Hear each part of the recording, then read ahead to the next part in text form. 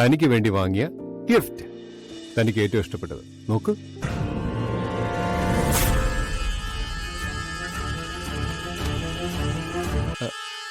എന്താടോ തനിക്കെന്തൊരു സന്തോഷമില്ലാത്ത? ഇവരൊക്കെ പറയുന്നത് സത്യമായിരിക്കോ?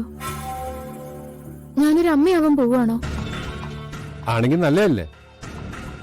ഒരു കുഞ്ഞശയോ ഒരു കുഞ്ഞു പൃഥ്വിയോ നമുക്കിടയിൽ വരുന്നത് എനിക്ക് സന്തോഷമേ ഉള്ളൂ. അതങ്ങനെയല്ല പൃഥ്വി. കുഞ്ഞിനെ കുറിച്ചൊന്നും ഞാൻ ചിന്തിച്ചിട്ട് കൂടിയില്ല.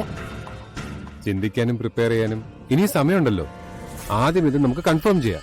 അങ്ങനെയല്ല ഞാൻ പറയുന്നത്. പൃഥ്വി ഒന്ന് മനസ്സിലാക്ക്. ഈ വിവരം ആദ്യം അറിഞ്ഞപ്പോ സന്തോഷാ തോന്നി. പക്ഷെ ഞാനും പൃഥ്വി മാത്രമായിട്ടുള്ള നല്ല സമയം എൻജോയ് ചെയ്ത് എനിക്ക് മതിയായിട്ടില്ല.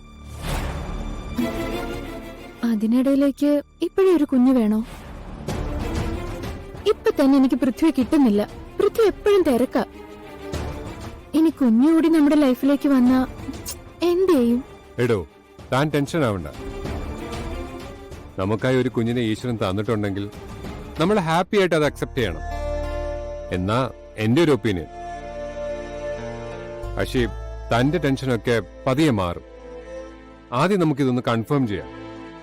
പോസിറ്റീവ് ആണെങ്കിൽ ബാക്കി കാര്യങ്ങൾ ചിന്തിച്ചാ പോരെ. എടോ താൻ റെഡിയാവും, ഞാനും പെട്ടെന്ന് റെഡിയാവും.